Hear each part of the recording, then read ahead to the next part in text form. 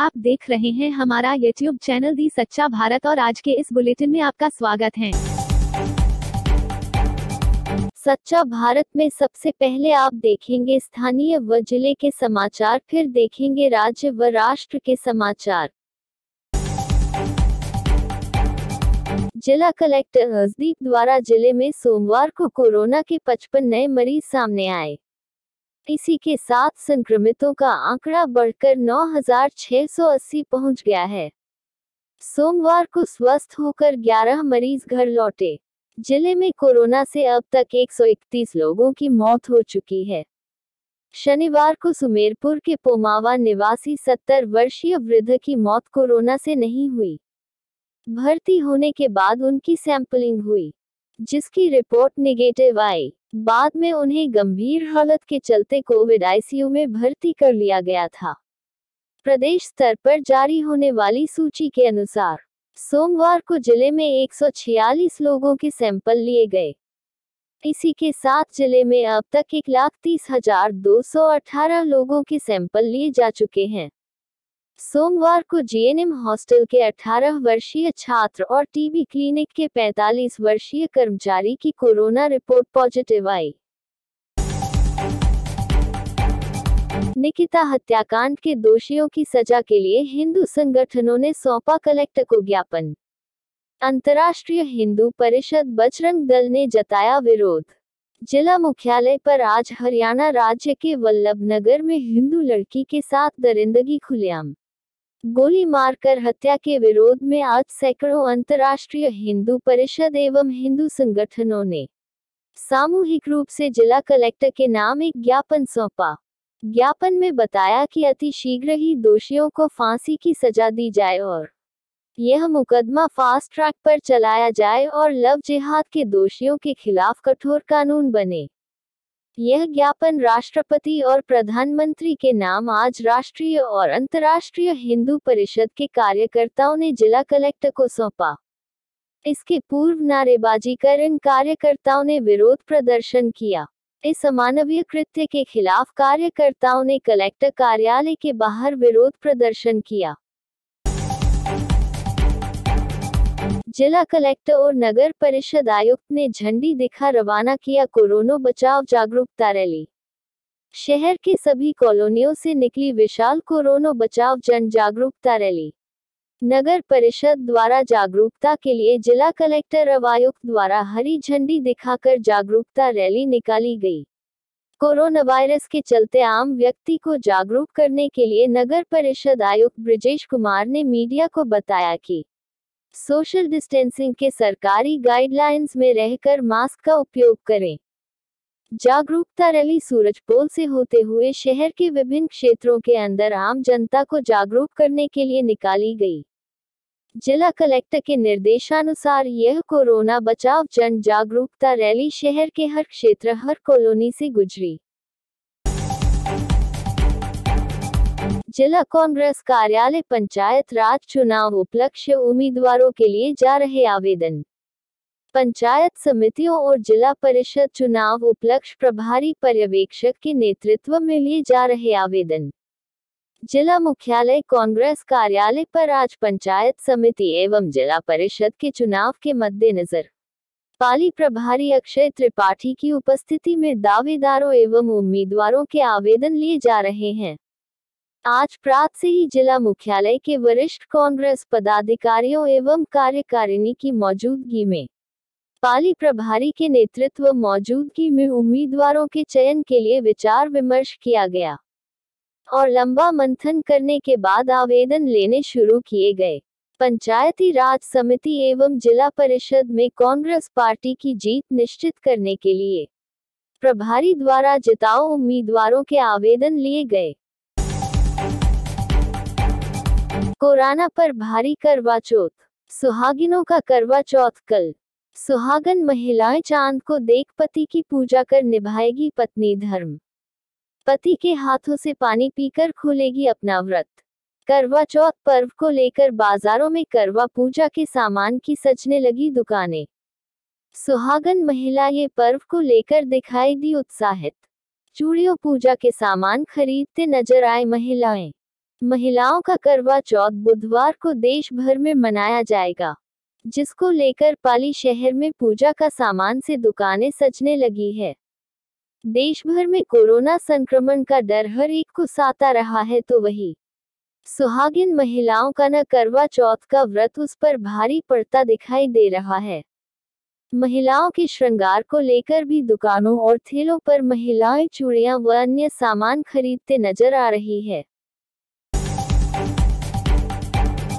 बयाना, गुर्जर आरक्षण आंदोलन मामला। अभी भी रेलवे ट्रैक पर जमे हैं गुर्जर समाज के सैकड़ों लोग। रेलवे ट्रैक के पास चाय की व्यवस्था भी की गई आंदोलनकारियों के लिए। गुर्जर समाज के युवाओं ने संभाल रखी है खान पान की कमान। बयाना हिंडौन मार्ग पर भी लगा रखा है जाम। तो वहीं दिल्ली मुंबई रेल लाइन पर ट्रेनों का संचालन कल से बंद। कई ट्रेनों को किया जा रहा है डाइवर्ट। वार्ता को लेकर सरकार के जारी है प्रयास, लेकिन वार्ता होगी या नहीं इसको लेकर बना हुआ है संशय। सच्चा भारत में नियमित देखिए मध्याह्न में लंच ब्रेक न्यूज एवं रात्रि में डिनर ब्रेक न्यूज। अजमेर के निजी अस्पताल के डॉक्टरों पर लापरवाही का आरोप। स्त्री रोग विशेषज्ञ सहित अन्य पर गैर इरादतन हत्या का केस दर्ज। अजमेर पुष्कर रोड स्थित मित्तल अस्पताल की स्त्री रोग विशेषज्ञ सहित अन्य चिकित्सकों और प्रबंधन के खिलाफ कृष्णगंज थाना में गैर इरादतन हत्या का मुकदमा दर्ज करवाया गया है। एक रेजिडेंट डॉक्टर दंपति की नवजात बच्ची की अस्पताल में मौत हो गई, जिसके बाद डॉक्टर ने केस दर्ज करवाया है। झुंझुनू जिले के निवासी जवाहरलाल नेहरू मेडिकल कॉलेज के एनेस्थीसिया डिपार्टमेंट के सेकंड ईयर के डॉक्टर सुनील झांझड़िया ने जानकारी देते हुए बताया कि उनकी गर्भवती पत्नी को उन्होंने एक निजी हॉस्पिटल में भर्ती करवाया था, जहां पर पत्नी का डॉक्टर प्रीतम कोठारी से इलाज चल रहा था। पत्नी की तबीयत बिगड़ने पर डॉक्टरों ने उसका ऑपरेशन कर डिलीवरी करवाई। नगर निगम चुनाव 2020, कोटा दक्षिण से कांग्रेस के 4 प्रत्याशियों ने दर्ज की जीत।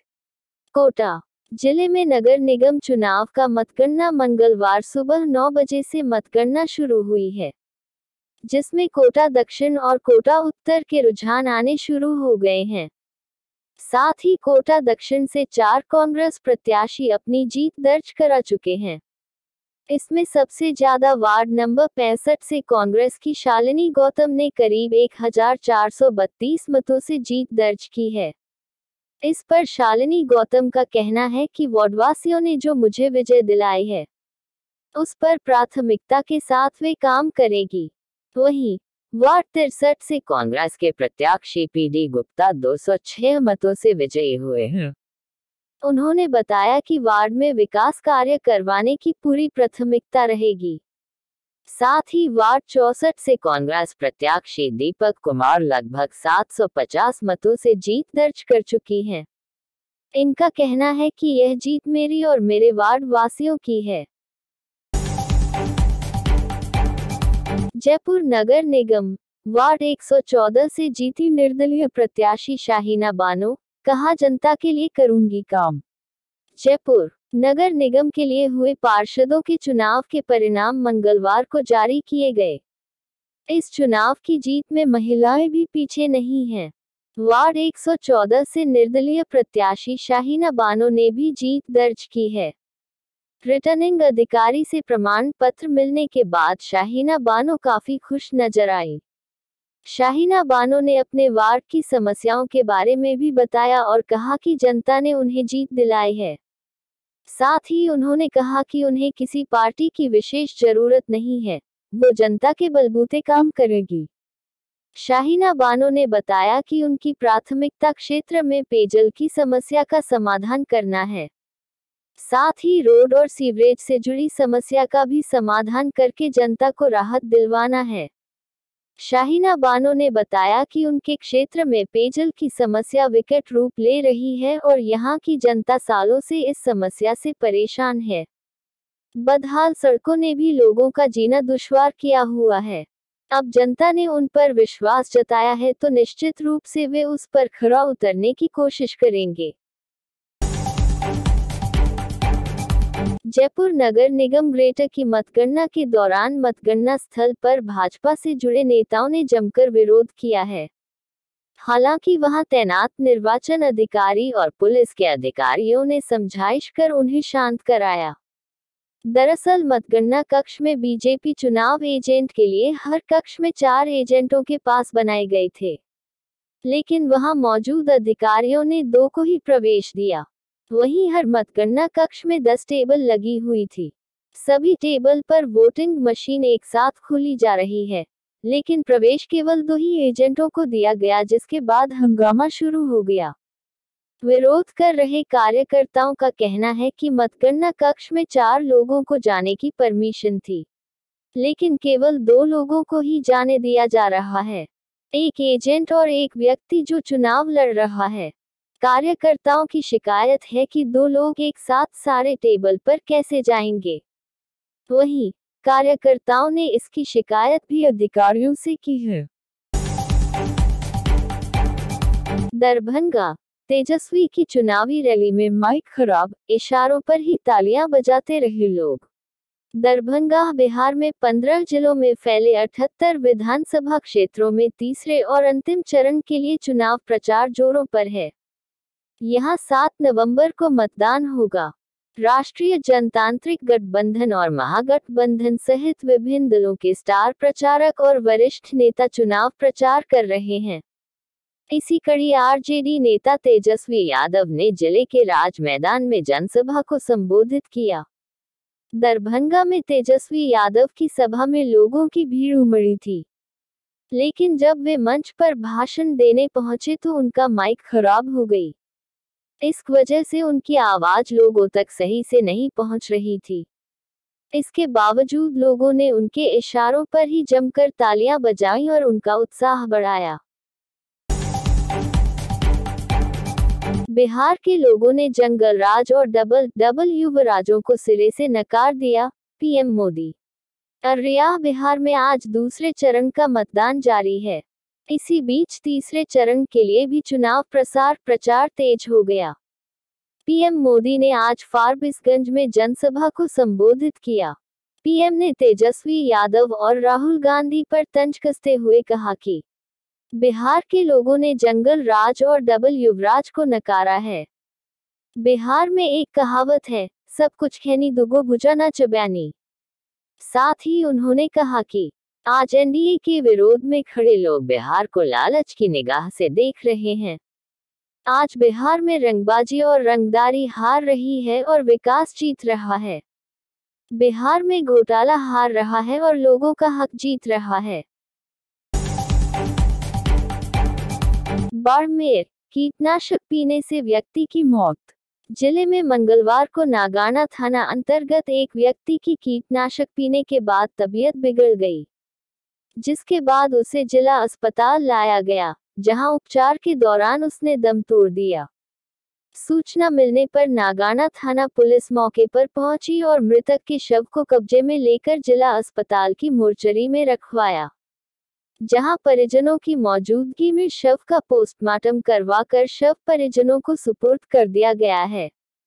दरअसल बाड़मेर जिले के नागाना थानांतर्गत जैतपुरा के खानजी का तला गांव में कीटनाशक पीने से एक व्यक्ति की अचानक तबीयत बिगड़ी, जिसके बाद उपचार के दौरान उसकी मौत हो गई। जानकारी के अनुसार जैतपुरा खानजी का तला के निवासी भगवान सिंह ब्लड प्रेशर का मरीज था।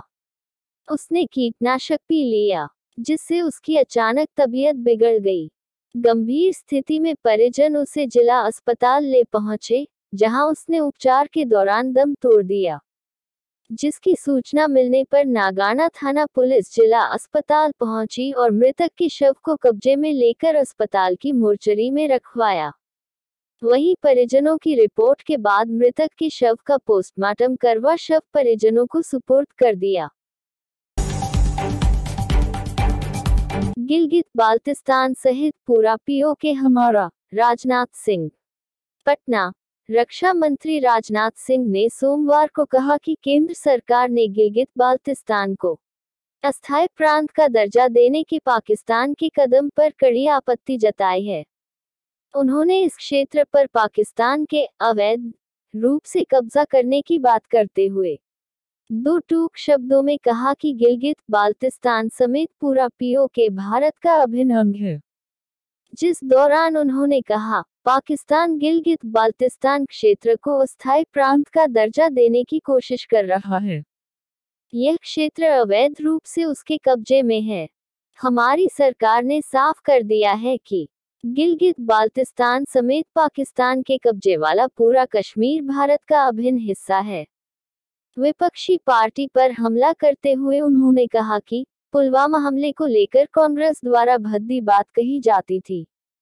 प्रधानमंत्री मोदी पर शक किया जाता था। उन्होंने कहा कि 3 दिन पहले पाकिस्तान की नेशनल असेंबली में खुद पाकिस्तान के मंत्री ने खुलासा किया कि पुलवामा में क्या हुआ था। अब कांग्रेस के लोग क्यों चुप हैं?